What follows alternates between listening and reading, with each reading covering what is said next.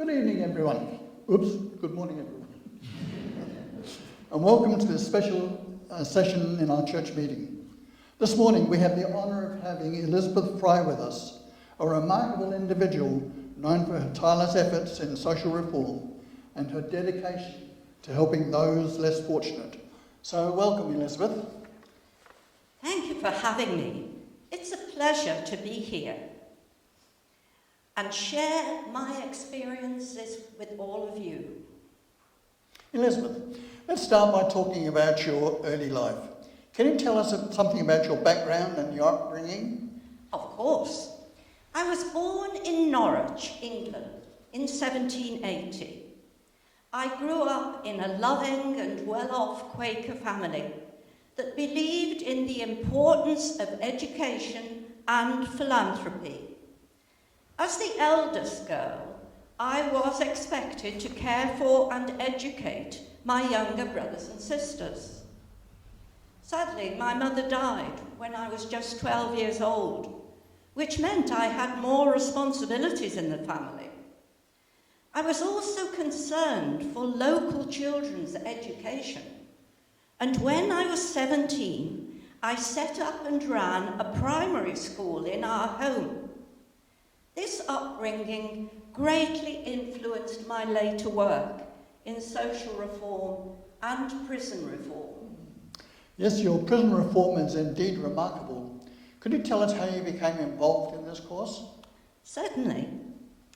It was during a visit to Newgate Prison in London in 1813 that I first became aware of the dire conditions that prisoners, particularly women and children, were living in.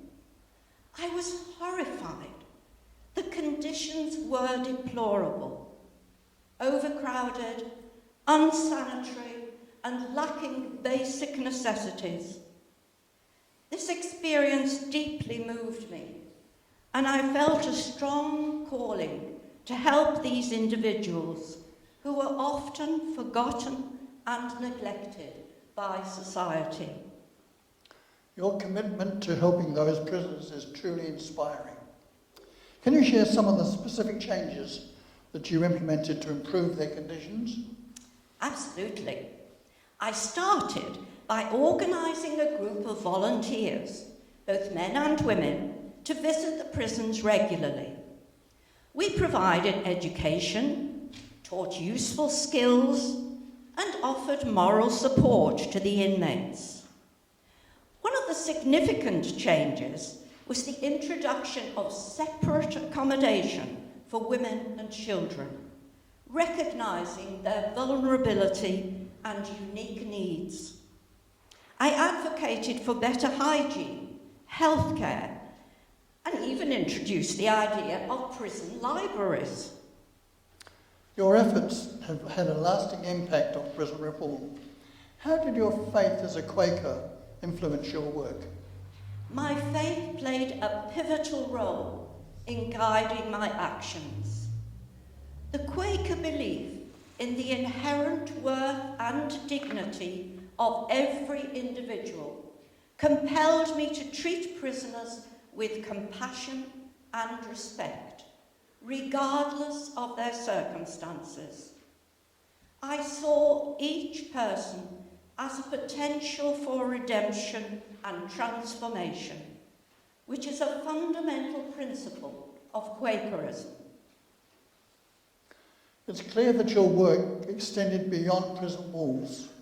Can you tell us about your involvement in other social reform movements? Of course. In addition to prison reform, I was deeply involved in advocating for better conditions for the mentally ill. I campaigned for the establishment of institutions that would provide proper care and treatment for those suffering from mental health issues. I also worked to improve the conditions of the poor and homeless, focusing on providing education and vocational training to help them lead more fulfilling lives. Of course, the death penalty was common for even minor offences at this time. How did you respond to this issue? Initially, I gave what comfort I could to those facing the death penalty. But I also tried to get their sentences commuted to deportation. However, the rights and welfare of those prisoners on board what I can only describe as slave ships was of equal concern. They were transported in the ships through the streets of London in open carts, where they were subject to the abuse of jeering crowds. I persuaded the governor to allow the women to be transported in closed carriages. I also visited the convict ships and tried to persuade the captains to ensure each woman and child had a share of food and water on the journey. I also provided packages to the prisoners, including a Bible and various essentials for their new lives. Your dedication to various causes is truly commendable.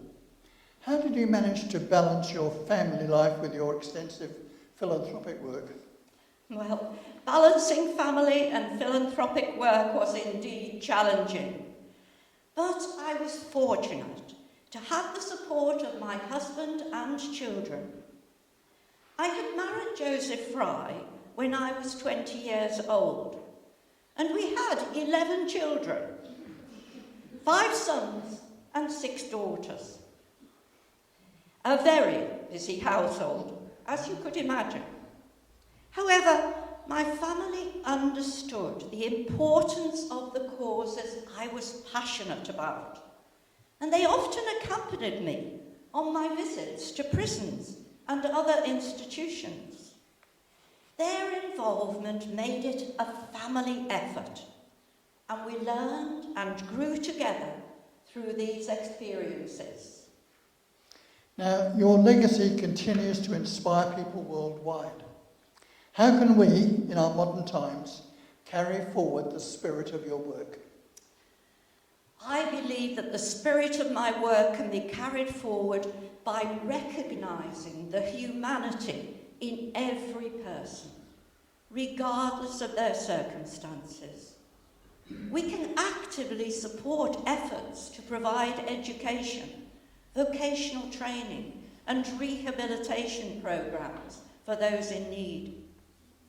It's also essential to raise awareness about the issues faced by marginalised individuals and advocate for policy changes that promote justice, compassion and equality.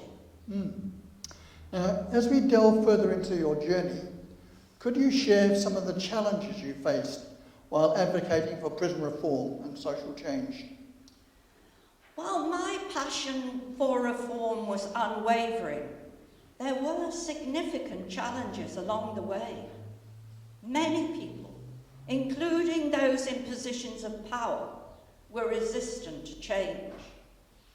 They believed that prisoners were beyond redemption and that improving their conditions was a futile effort. Additionally, there were financial constraints and bureaucratic hurdles that needed to be overcome to implement the changes I envisioned. Now, overcoming those challenges must have required a great deal of determination. Can you share an example of a particularly difficult situation you encountered and how you managed to navigate it? One of the most challenging moments was when I was faced with opposition from those who believed that providing prisoners with education and improved conditions would encourage criminal behaviour. To counter this, I gathered evidence and personal testimonies to show that investing in rehabilitation and education led to lower rates of recidivism and a more productive society overall. I engaged in open dialogue, both with skeptics and those in power, to share my perspective and data-supported arguments. I was particularly encouraged by the support of the young Queen Victoria. I met with her on a number of occasions, and she provided monetary support after her accession to the throne. Now, your ability to use evidence and reasoned arguments to drive change is commendable. Now, can you elaborate on the importance of collaboration in engaging with different segments of society to achieve your goals? Of course, collaboration and engagement are fundamental to my work. I understand that lasting change requires the support and involvement of various stakeholders, government officials, fellow reformers, volunteers, and even the prisoners themselves. By building partnerships and fostering open communication, I was able to gain allies who shared my vision and were willing to work together to implement reforms. It's essential to recognise that societal change is a collective effort that requires diverse perspectives and expertise. That's a valuable lesson to us all, especially in our interconnected world today. Speaking of modern times, how do you view the current state of prison reform and social justice efforts? Well, while significant progress has been made since my time, there is still work to be done. It's heartening to see that many countries have implemented reforms to prioritise rehabilitation over punishment and to address the root causes of criminal behaviour. However, issues such as overcrowding, unequal access to justice, and treatment of marginalised groups persist in many places. It's crucial that we continue to advocate for policies that uphold human dignity and promote fairness in the criminal justice system. And your insights are incredibly relevant as we strive for a more just society. In today's world, where technology and communication are advanced, how do you think your methods of advocacy and awareness raising would adapt? Technology has certainly revolutionised the way you communicate and raise awareness. In my time, pamphlets and personal testimonials were powerful tools for spreading information.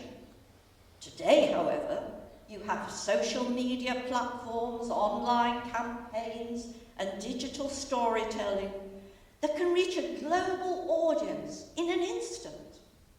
These tools can be harnessed to share stories of individuals impacted by the justice system, highlight success stories of rehabilitation, and mobilise support for meaningful reforms. Your innovative approach to advocacy remains relevant to this digital age. As we conclude, what message would you like to leave with our audience, particularly those who are inspired by your work and eager to make a difference? My message would be to never underestimate the impact of your actions, no matter how small they may seem. Each act of compassion, each moment of empathy, and each effort to understand someone else's struggles contributes to a more compassionate society. Be persistent in your advocacy for justice, but also be open to learning and adapting as the world evolves. Remember that change takes time, and your dedication can pave the way for a better future. Well, thank you, Elizabeth, for sharing your wisdom and dedication with us. Your life's work continues to illuminate our path towards a more compassionate and just world. May we all be inspired by your example and strive to be agents of a positive change in our communities. Well, thank you for having me.